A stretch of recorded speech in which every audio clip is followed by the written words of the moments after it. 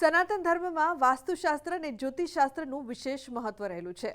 આર્થિક સ્થિતિ સારી કરવાની સુખ સમૃદ્ધિ માટે કેટલાક ખાસ નિયમો દર્શાવવામાં આવ્યા છે, જેનું પાલન કરવામાં આવે તો પ્રગતિ થાય છે।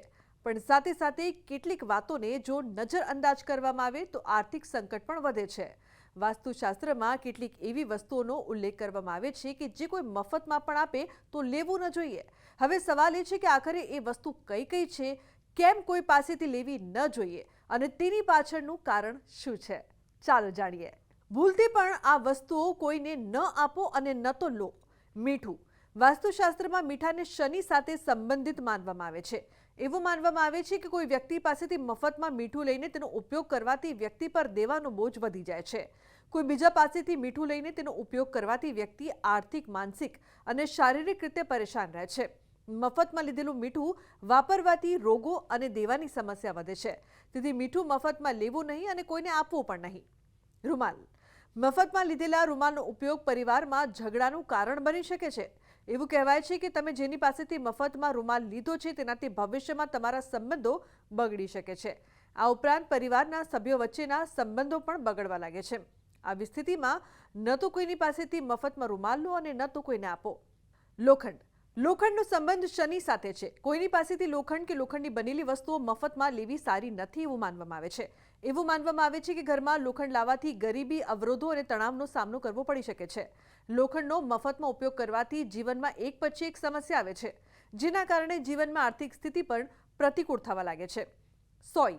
માનવામાં આવે છે કે મફતમાં લીધેલી સોયનો ઉપયોગ કરવાથી વૈવાહિક જીવન અને પ્રેમ સંબંધો પર ખરાબ અસર પડે છે। મફતની સોય પણ આર્થિક નુકસાન કરે છે, જેથી જો તમને જરૂર હોય તો તમારે સોય જાતે ખરીદવી અને તેનો ઉપયોગ કરવો જોઈએ। વાસ્તુશાસ્ત્ર અનુસાર મફતમાં આપવામાં આવતી સોય જીવનમાં નકારાત્મકતા લાવે છે। તેલ। વાસ્તુ અનુસાર તેલ કોઈની પાસેથી મફતમાં ન લેવું જોઈએ।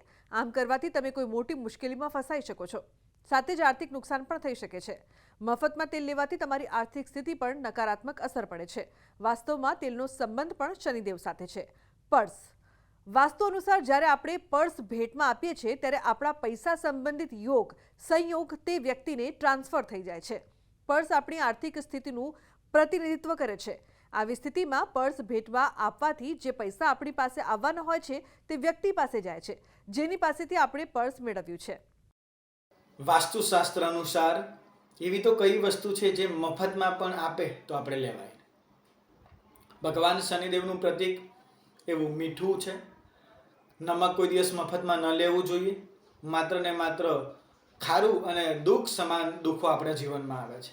આગળ વાત કરવામાં આવે તો લોખંડની વસ્તુઓ, એમાં પણ ભગવાન શનિદેવનો વાસ છે, તો લોખંડની વસ્તુઓ પણ ક્યારેય પણ મફતમાં ન લેવી જોઈએ। એનું જે તે મૂલ્ય થતું હોય એ આપણે અવશ્ય ચૂકવવું જોઈએ। આગળ પર્સ એટલે કહેવાય છે કે વોલેટ, એ પણ ક્યારેય કોઈ દિવસ ગિફ્ટમાં ન લેવું જોઈએ કે ન આપવું જોઈએ, કારણ કે પર્સ આપણે કોઈને આપીએ છીએ તો આપણા નિમિત્તમાં જે લક્ષ્મી આવવાની હોય એ એના ત્યાં જતી હોય છે। આગળ વાત કરવામાં આવે તો સોય।